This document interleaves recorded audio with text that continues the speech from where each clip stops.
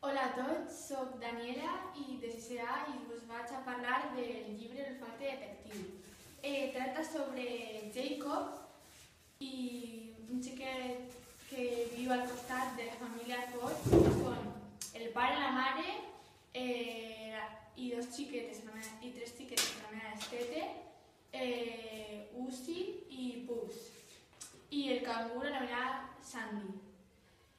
Tracta sobre que el pare de la família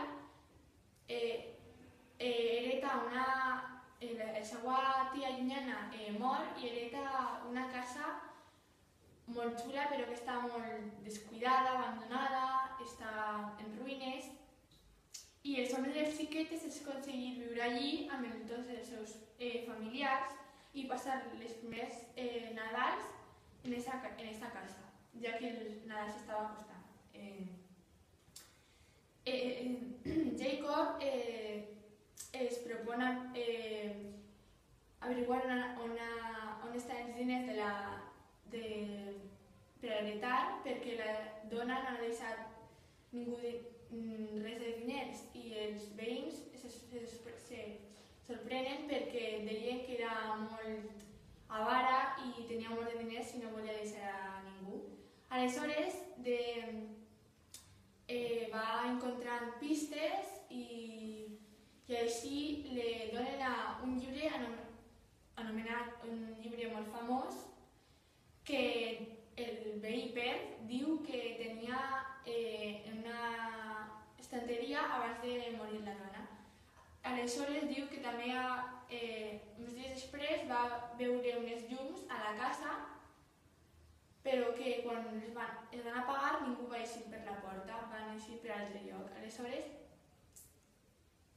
va ser l'altre veí, que era renebot de l'home de la tia dels Roig.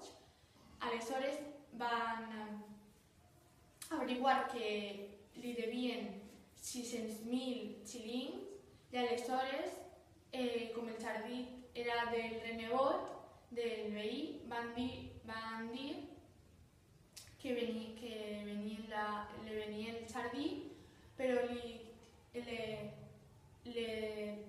deveria donar menys diners. Aleshores li va donar el jardí i van heretar la casa, la van reconstruir tota, i com que Jacob vivia solament amb la seva mare, li van deixar una habitació per a ell i la seva mare, i van viure allí les primeres Nadals per a tots. M'ha encantat aquest llibre perquè és molt divertit, té molt descobriment i és un llibre original, i per això us anime a que us compreu. Jo l'he comprat en Bromera, en la pàgina web, aleshores si voleu comprar-lo ja sabeu on està. Adeu!